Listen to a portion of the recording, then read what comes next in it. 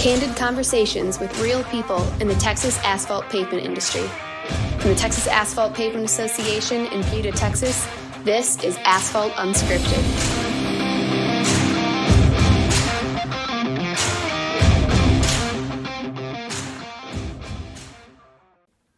Hello everyone, I'm Harold Mullen and welcome to another episode of Asphalt Unscripted. We are so glad that you are joining us today. We look forward to a great time, but you know, I always have to look over on the other side of the table and see my co-host, Corey Swartz. Corey, how you doing?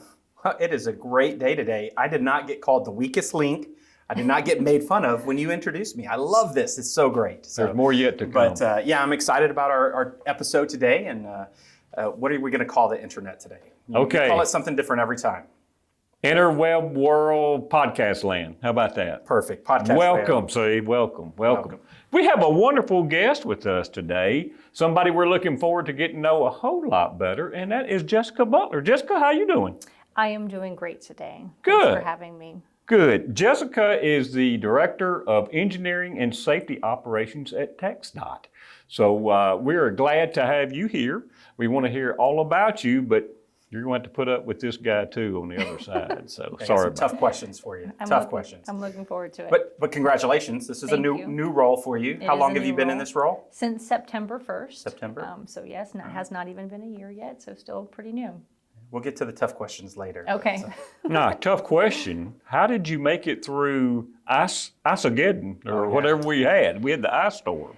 Honestly, that was the first time I've been through a major winter weather event in this role, and I have to say, I'm just always so appreciative and humbled by the hard work of TxDOT crews and contractors out there to keep people safe. I mean, it is really a lot of hard work that happens.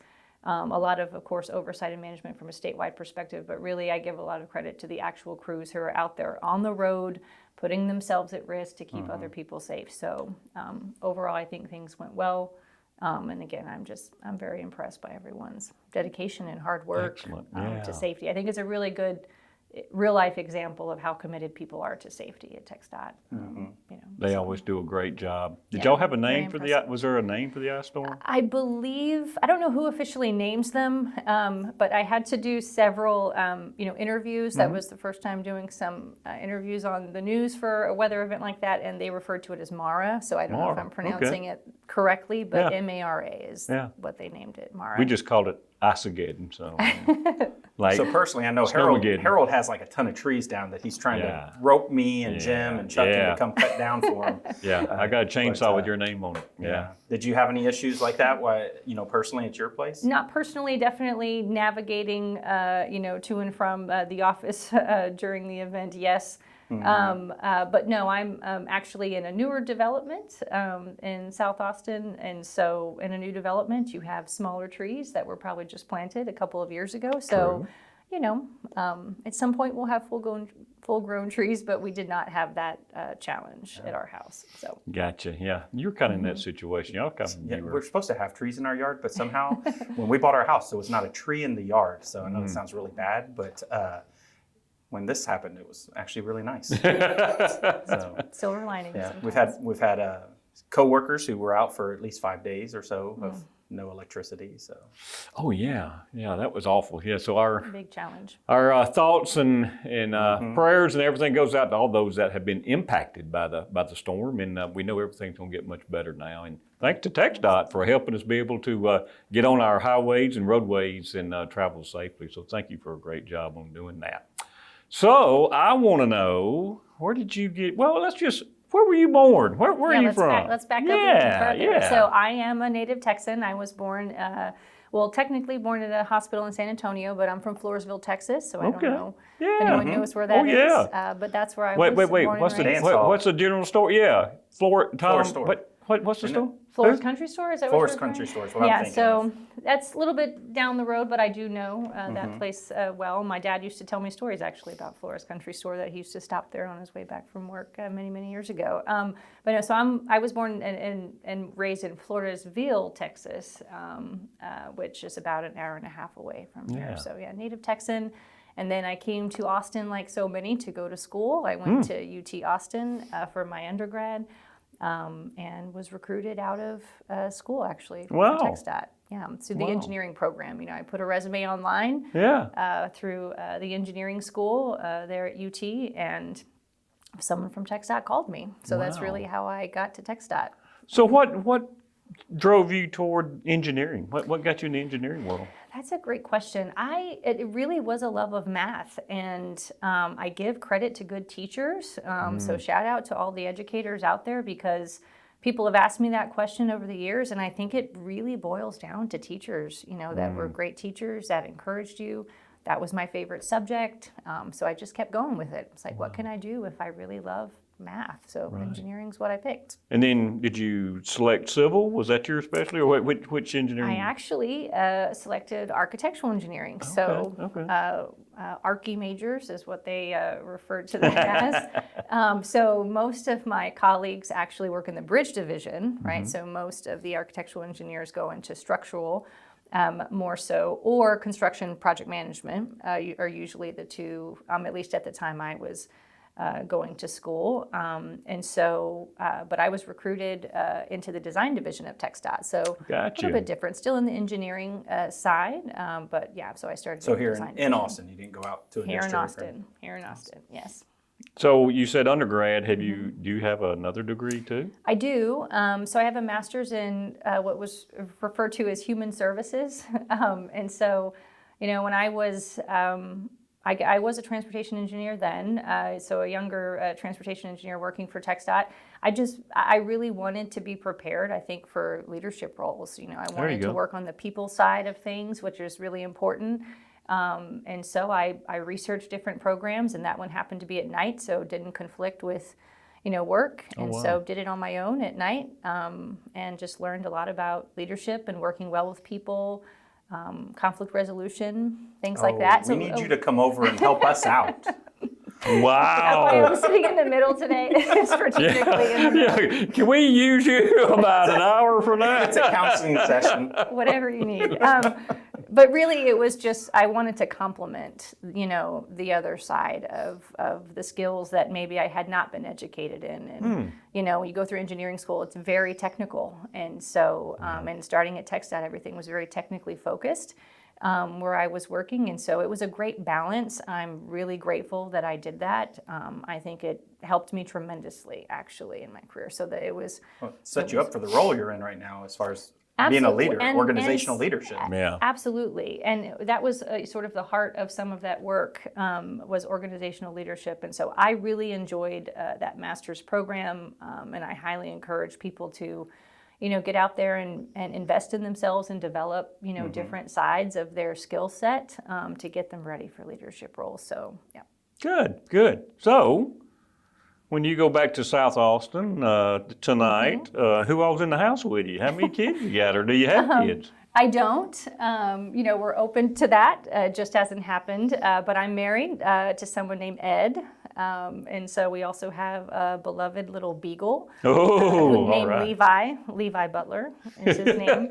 I like that. So yes, he's a much older dog at this point, but he's a blessing. And so, yeah, that's who's in the house when I go home. Well, good. So where's Ed from? He is actually from California. I hesitate to say that. Yeah, you were right there. That's okay. One of the many. One of the many, yes, from California. He came down here for work, actually. So he came down here to work in Texas and, has not left. Wow. So, yeah. Well, I'm real nosy. Where did you meet him? I actually met him at a training class. Studying for the PE license. So, yes, is he an engineer too? He's also an engineer. Well, yes. That's outstanding. So that is how we met. Okay, well, great. Yeah, you getting really personal. I know. I'm sorry. I'm sorry. Hey, I'm just intrigued. Where was your first date? Yeah. Your first date. So Well, I thought you were going to answer that, by the way. So just be careful what you ask me. Yeah, I'm trying to be nice here, but so many people have that interesting. I was at the bar, and so I didn't know that. Not that I would ever think that. I was actually preparing for the PE bar. Yeah, it was at a training class. So There you go.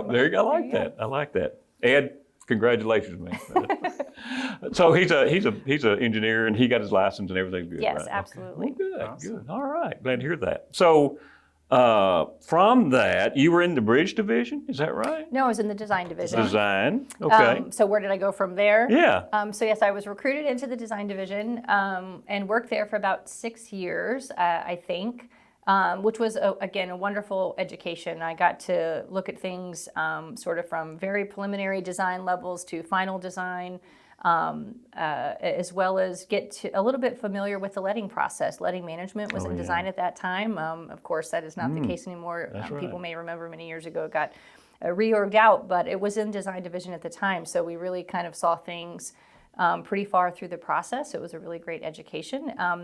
And then I took a very interesting step into finance division. So that was kind of unexpected. Oh my goodness. But I got a job in letting management. So it had moved from design division to finance at the time. So I felt very familiar, at least with the group. And so I was one of the only engineers, I think, to ever work in TxDOT's finance division. One of two. But you like numbers.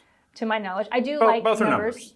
And I went to finance specifically to work on the Unified Transportation Program. So it's a 10-year plan that guides transportation project development for the state. At that point in time, it was in finance division. So that's what I was working on, and lots of data, running funding formulas, and still working with districts and divisions. But I learned a tremendous amount, and I'm so grateful actually for that, because getting to work with people who forecast revenue, the budget. I asked so many questions. I really feel like I should apologize to Lanny Wadel. I think he just retired for the second time, but I just remember asking him so many questions. Wow. But I really wanted to soak it up, and I'm so grateful again that I did that, because I learned a lot. And then from there, I went to planning and programming, transportation planning and programming division. As it's referred, and of course, the Unified Transportation Program kind of became my subject matter expertise.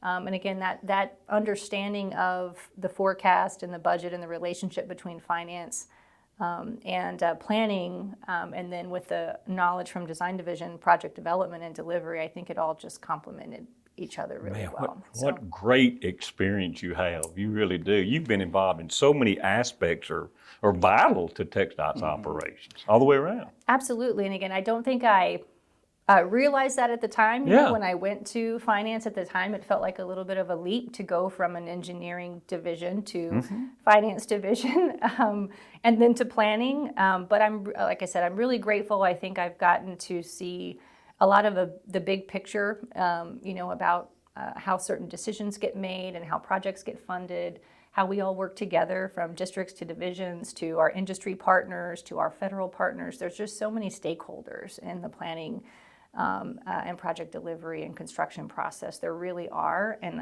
I really enjoy working with a lot of different people. So I think in the end, I've gotten to do a lot of the things that I really enjoy. Of course, lettings, that's always near and dear to contractors, as you well know. And it's now in the construction division, so it's right back where you're kind of... Absolutely. Yeah. Well, and then to continue, I guess, if to tell the story, So I worked many different titles when I was in planning and programming division, and then I actually left and went back to design at some point to be their deputy division director, which was a wonderful experience to go back to a division where you actually started. So that's where going back many years later was very special to get to be a part of the leadership in that division many years later. And so I spent a few years there. Went back to planning and programming to be their division director, and now I'm in the job I'm in now. Wow. So yeah, That's it's been an interesting road. It's been an interesting road, a little bit different compared to other people who I think have held this role. But I'm very grateful. I can see why you're there in your role now, though. I can, with all that experience, those different levels that you've been involved in. Kind of, you've seen the big picture. Yeah, absolutely. Yeah, Absolutely. One of the things you were talking about, I believe the gentleman's name was Lenny. You were kind of. Lanny Waddle. Lanny. Yes. I think that's something that we forget a lot is to ask questions. Absolutely. Like as we're going through, younger and we just need to ask more questions. That way we can get the knowledge from the people that, have the experience and those kind of things. And, that's a skill I think, or I don't know if it's a skill, but something that's lost a lot because we feel like we have to know it all. I think it's a great point. And I just really appreciate all the leaders, though, out there that spend time with people, coach them, and answer those questions, but also encourage people to ask questions. For me, it's an expectation that we share knowledge. That's an expectation. And I think it's important to put that out there and have that kind of culture where people can learn and ask questions and get better. Yeah, well, who are some of the other mentors in your life as you've been going through your career that have made a huge impact? And you can even go all the way back to teachers. You were talking about how grateful you are for teachers. So I may not name specific names, but yes, I will say several teachers when I was in high school, like I said, specifically the math teachers have a lot to do, I think, with why I chose to go into engineering in the first place at UT. I've had so many at TxDOT. Some of them are retired and some are still working there. So I feel like that's been one of the biggest blessings of my career is when you work with and for good people, it really does change things for you. I'll use the example of working in finance actually, because again, unbeknownst to me at the time, I ended up working in finance at a time where we had a CFO named James Bass. Oh, yeah. Right? Mr. Bass. And so yep. even just being in the same room with him and hearing the conversations, of course, I left there with probably 5,000 more questions that I needed to learn about. But I just learned so much, right? The way he explained things, he was so good and still is, of course, at explaining complex things in a simple way, right? That's such an important skill. And I think it's what a lot of teachers and leaders do really well. So that I will never forget being in some of those rooms and just listening and soaking that up. Of course, he went on to be our executive director. So a lot of people are very familiar with him. But I think that's a good example of just really paying attention to those people who know how to communicate very clearly, but also know how to work well with people and really explain those complexities in a way that helps everyone else. So I think that would be an example, but there's many examples. A lot of people still working in leadership at TxDOT that I get to work with that I'm so grateful for, and many that are retired. Another example I'll give you is my former director in design division. I got to be her deputy. And the things I learned from her was just really the framework that she put together for leadership, right? It's one thing to say as a leader you need a vision, but it's a different thing to watch someone put that into action. So watching someone truly live that framework and implement a vision and work with people to establish goals and then execute on those goals. I just learned so much from working for her. So again, there's a long list, and I'm very grateful. So key things I heard also when you were talking there is we need to ask questions. Ask questions. But we need to listen. We need to listen. We just need to listen to, the experienced people and learn from that as well. Those are great things to walk away with. You just need to remember, listen. That's what you need. No, you don't want me to listen. You just want me to do what you want. No. I tell you, I'm always intrigued by the finance division and what they had to go through and how they, because it is complex, because what intrigues me is all the different funding categories that are out there. Yes. I mean, how do you slot that money in there? And there is so much planning involved in getting the right categories, getting it to the districts, and those type of things. That's a never-ending job, it seems like. It's never-ending, but why I like it is I used to always joke with people, especially when I was over the UTP, which is basically a lot of what you just described. Yeah. You can't get bored, right? It's just a lot of information, and you're always updating it. There's always new data coming in. There's so many stakeholders. Again, it was just, it keeps you on your toes, but it keeps you learning. For me, it always kept me curious, I think. So I think transportation is a great industry in general for that reason. And I would always tell people you cannot get bored working in transportation because there's just so many different aspects and facets of it to enjoy. That's great. I'm glad to hear that, because a lot of people, you think of transportation, you just kind of you think it's slotted down to just a few little things, in there, and there's so many of them. But the one thing I do remember in my little financial piece at TxDOT is need more Cat 1 money. More Cat 1 money. Just remember that. More Category 1. Working on it. Yeah. I love that. Thank you. That's great. But no, it's just amazing the job y'all have. in doing all that. It's just complex to me. So we've talked about work a lot, and you're doing so much, and we'll talk about work a little bit more. But I want to know, what do you like to do outside of work? What do you like to do when you're on your own time? Honestly, I am very much a family person. So I like to hang out with my husband and my dog, my immediate family, but I also have a very big extended family. So, and my family is not that far away because I grew up about an hour and a half away. So I really enjoy spending time with my siblings, nieces and nephews, my parents. Honestly, that's how I prefer to spend my weekends. So, well, that's great. Yeah, that's absolutely. great. So, as a family, do y'all have any specific places y'all like to go, like on vacation or here or there? Do y'all have anything? Any neat little traditions Any that traditions? you like to do? Oh, that's a great question.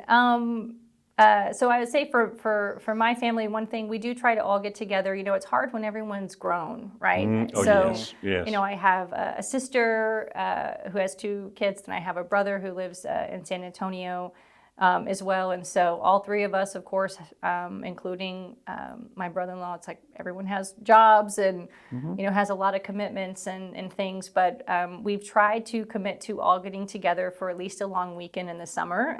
My birthday's in the summer, my sister's and my mom's. And so we try to all go down to the coast. I'm a water person, so I really enjoy the beach. And so we try to make that a tradition, getting everyone together. I like that. At least once. And I always appreciate that because, again, you don't get a lot of generations all together like that for a vacation. It's just really difficult to do.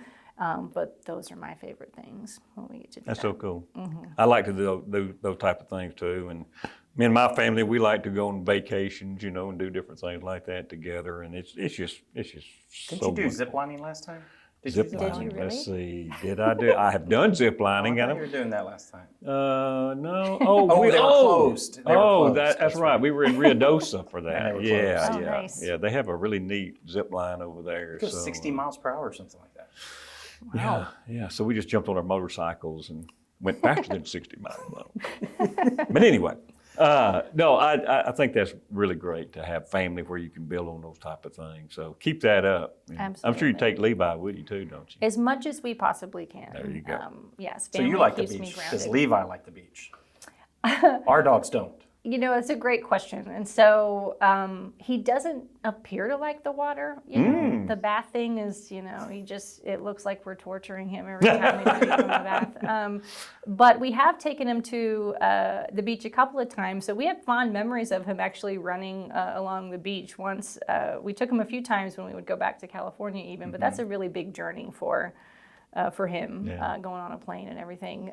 So we think he likes the beach just because of all, the smells and the air and everything's different. So many things are happening at one running on the time. beach, he seems to enjoy, but not going in the water. He's not one of those dogs. Bath time is no. Yeah, he's not going to go fetch a ball that you throw into the ocean. That is not going to happen. So when you find a little time to turn on the radio or put your CD in or Bluetooth or whatever you do these days, what kind of music do you like to listen to? So, in a way, that's a big question for me.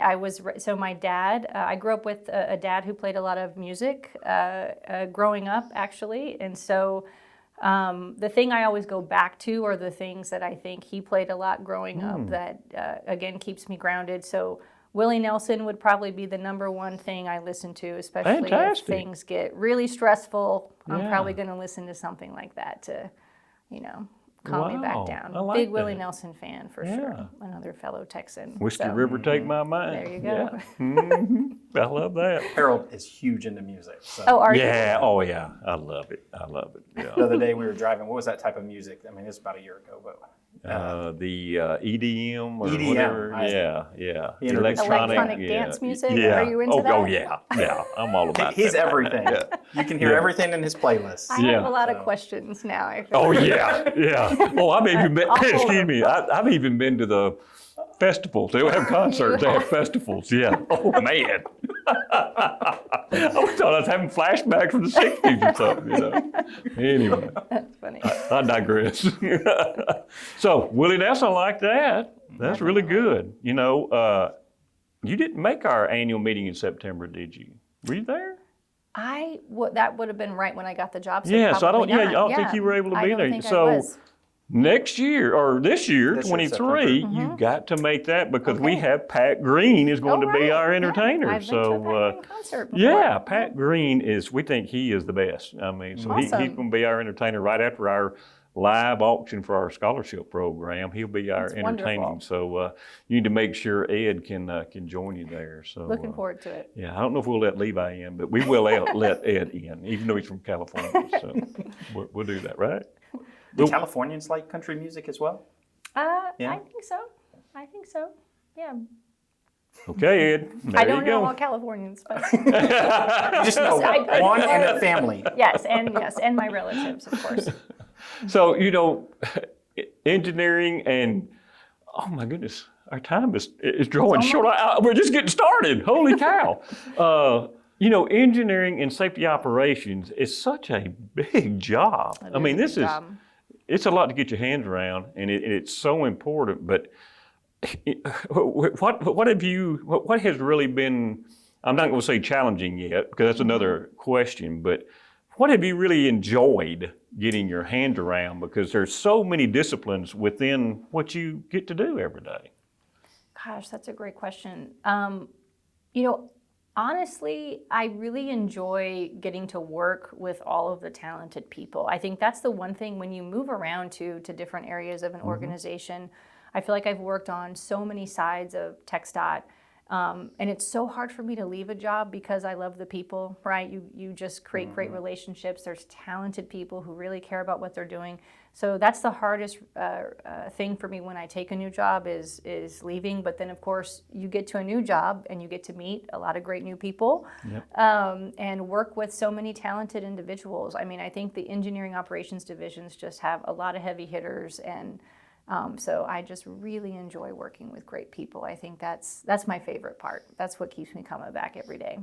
That's a great part too, because you do. I mean, the people I've gotten to know in those things, those areas that you're talking about, just wonderful people, dedicated, committed, wanting to, do the right thing for the traveling public, and it's just so encouraging to be with those people and do those things. It's encouraging. I just, I feel like transportation and what we do is a very noble profession, right? Yes, it's a noble absolutely. profession. It's a needed profession.